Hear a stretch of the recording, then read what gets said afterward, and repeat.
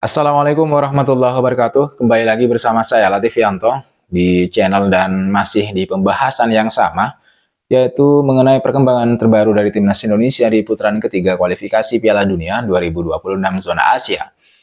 Teman-teman sekalian, seperti yang sudah saya spill sedikit di video saya sebelumnya, bahwa pemain penting kita di lini belakang yang baru merasakan debutnya bersama Timnas Indonesia saat Timnas Indonesia menghadapi Bahrain di matchday ketiga, yaitu Mads Hilgers, dilaporkan telah mengalami cedera di klubnya, yaitu FC Twente.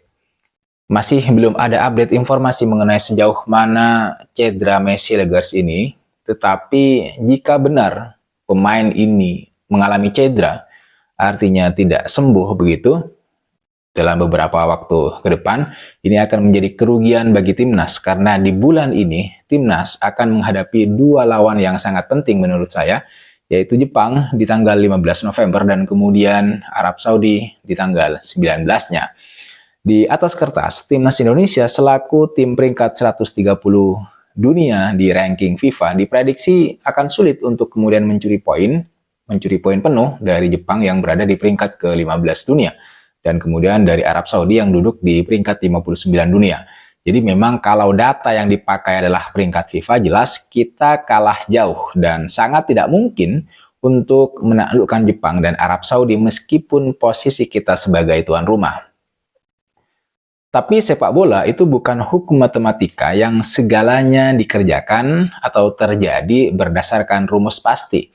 Itulah kenapa ada juga yang menganggap bahwa Timnas Indonesia nanti bisa memberikan kejutan kepada Jepang dan Arab Saudi setelah sebelumnya mampu menahan imbang Arab Saudi dengan skor 1-1 di leg pertama, kemudian juga menahan imbang Australia dengan skor 0-0 serta menahan imbang Bahrain sebagai tuan rumah dengan skor 2-2 sebelum kemudian kalah dari Cina dengan skor 1-2. Oleh sebab itu teman-teman, Indonesia yang saat ini berada di peringkat kelima klasemen sementara grup C dengan koleksi 3 poin itu masih memiliki peluang untuk kemudian mengejutkan Jepang dan Arab Saudi nanti. Apalagi pasukan Shin Taeyong ini akan diperkuat oleh sejumlah pemain naturalisasi grade A seperti misalnya Martin Paes, kemudian Jay Itzes, ada Mads Hilgers sebenarnya, hingga kemudian Eliano Reinders. Namun kabar kurang baik melanda skuad kita, skuad Timnas Indonesia menjelang pertandingan melawan dua negara tersebut. Di mana seperti yang sudah saya bilang tadi bahwa Mads Hilgers ini dilaporkan mengalami cedera hamstring usai membela klubnya FC Twente. Mads Hilgers sebetulnya sukses membawa FC Twente menang tipis 1-0 atas Willem II dalam laga lanjutan Liga Belanda 2024-2025 pada Sabtu kemarin. Tapi sialnya bek berusia 23 tahun ini mengalami cedera hamstring sehingga diganti di saat jeda babak pertama. Padahal di laga tersebut Mads Hilgers ini tampil cukup baik ya dengan memperoleh rating 6,8 sehingga mencatatkan clean sheet untuk klubnya. Saat ini Mads Hilgers dikabarkan itu masih dalam proses pengecekan dan masih menunggu hasilnya. Apakah nanti dia mengalami cedera ringan atau cedera serius? Masalahnya adalah kalau Mads Hilgers belum pulih dari cederanya hingga sebelum tanggal 15, apakah Shin Taeyong akan memanggil back lain untuk menggantikan dia di Timnas Indonesia? Saya kira sih pasti begitu. Ambil contoh misalnya ada nama Elkan Baggett yang bisa menjadi opsi bagi Shin Taeyong untuk memperkuat lini belakang skuad Garuda jika kehilangan Mads Hilgers. Saya kira momennya itu cukup pas untuk melihat Elkan Baggett kembali lagi ke skuad Timnas Indonesia karena belakangan ini pelatih Blackpool Stephen Dobbie menyebut bahwa Elkan Baggett ini sudah kembali berlatih dengan tim sejak hari Kamis tanggal 30 Oktober usai sembuh atau pulih dari cederanya. Elkan Baggett terakhir bermain untuk Blackpool itu di tanggal 24 September 2024 karena bek 22 tahun ini mengalami cedera ankle saat melawan Cambridge United. Saat ini bek kelahiran Thailand pinjaman dari Ipswich Town ini punya potensi untuk tampil lagi saat Blackpool FC melawan Liverpool U21 pada ajang EFL Trophy. Dan yang paling penting sebenarnya adalah melihat kembalinya Elkan Bagat ke skuad Garuda di putaran ketiga kualifikasi Piala Dunia. Peluang untuk kembali dipanggilnya Elkan Bagat oleh Shin Tae-yong sebenarnya ada karena salah satu bek timnas yang lain yaitu Mads Hilgers sedang mengalami cedera. Jika ternyata cedera Mads Hilgers sebelum pulih sampai sebelum tanggal 10 November, tanggal di mana para pemain timnas Indonesia itu sudah kumpul untuk persiapan menjelang pertandingan melawan Jepang dan Arab Saudi, maka bisa saja Shin Tae-yong nanti akan memanggil Elkan Bagat. Tapi teman-teman, masalahnya begini. Meskipun ada kesempatan, sepertinya berat rasanya bagi Shin Tae-yong untuk kembali memanggil Elkan Bagat. Sebab hubungan mereka, Shin Tae-yong dan Elkan Bagat ini diketahui sudah tidak harmonis lagi sejak Elkan Bagat tidak memenuhi panggilan Shin Tae-yong di laga playoff Olimpiade Paris 2024 antara Timnas Indonesia U23 versus Guinea. Dan akhirnya sampai sekarang Elkan Bagat ini tidak lagi dipanggil ke skuad Merah Putih oleh Shin Tae-yong.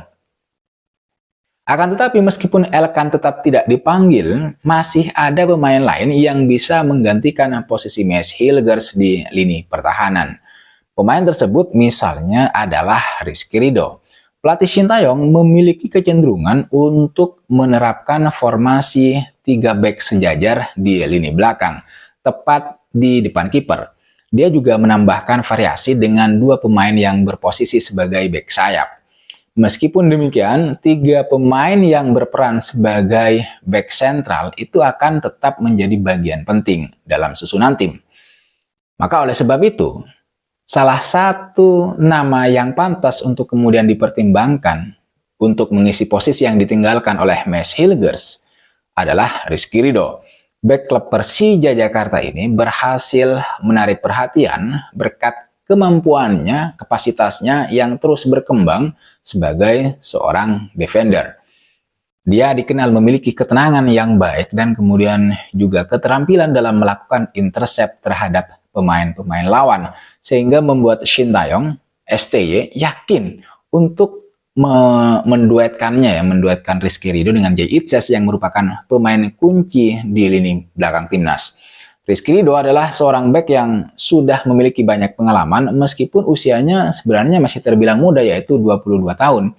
Dia telah tampil dalam 40 pertandingan bersama timnas Indonesia senior dan berhasil mencetak 4 gol. Ya, bisa dibilang cukup produktif. Pengalaman tersebut tentunya memberikan semacam kepercayaan diri yang lebih bagi Rizky Ridho dalam menghadapi berbagai situasi di lapangan.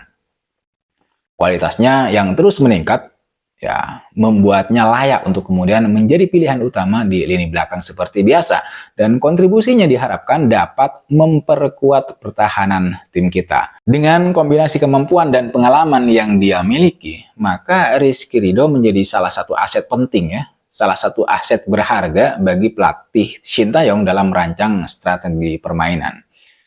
Kemudian teman-teman, selain Rizky Ridho sebenarnya juga masih ada Jordi Amat yang sudah kembali dipanggil oleh Shin Tae-yong setelah sembuh dari cederanya.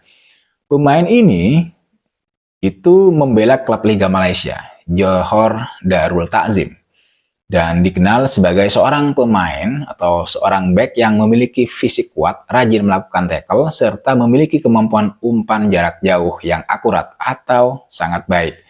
Dia juga bisa menjadi alternatif untuk mengisi posisi Mads Hilgers dan berduet dengan Jay Itzes di lini belakang. Tetapi menurut saya, jika harus memilih, akan lebih baik jika dalam 3 bek sejajar yang akan diturunkan oleh Shin Tae-yong seperti biasanya, dia atau Shin Tae-yong ini memasang Rizky Ridho di right center back, kemudian Jay Itzes center back, dan Justin Hubner seperti biasa di left center back. Saya memilih untuk tidak memasang Jordi Amat karena secara usia dia sudah bertambah tua dan pergerakannya sudah tidak segesit dulu gitu. Memang dia memiliki kemampuan untuk membangun serangan dari bawah karena dia memiliki visi bermain yang sangat luar biasa bagus dengan tingkat akurasi umpan yang juga di atas rata-rata, sangat akurat. Tapi sayangnya teman-teman, dia kadang-kadang itu terlalu percaya diri untuk naik ke atas, untuk naik lebih tinggi, sehingga ketika bolanya diserobot oleh pemain lawan di dekat kotak 16 besar, itu menjadi ancaman yang sangat nyata, yang sangat berbahaya bagi pertahanan timnas Indonesia. Tidak jarang juga Jordi Amat ini melakukan pelanggaran karena telat melakukan intercept. Terkadang penjagaannya juga terhadap pemain lawan ini berbuah pelanggaran di dalam kotak penalti. Ini yang menurut saya sangat riskan jika Jordi Amat dimainkan sejak menit-menit awal. Oleh sebab itu, daripada memasang Jordi Amat sejak menit awal, maka mending Shin Taeyong memasang trio Jay Itzes, Rizky Ridho, dan Justin Hubner. Baru kemudian untuk wingback kanan menggunakan Sandy Walsh. Sementara untuk wingback kiri, serahkan saja tugas ini kepada Calvin Verdong seperti biasa. Itu akan menjadi formasi yang cukup meyakinkan di lini pertahanan timnas kita, timnas Indonesia. Saya kira itu teman-teman yang bisa saya bahas, yang bisa saya ketengahkan di video kali ini. Terima kasih buat kalian yang sudah menonton video ini sampai selesai. Dan bagi kalian yang masih setia, subscribe, masih setia memberikan kritik, saran, dan masukannya, saya juga ucapkan banyak terima kasih. Jangan lupa like, comment, dan subscribe. I'll see you pada next video.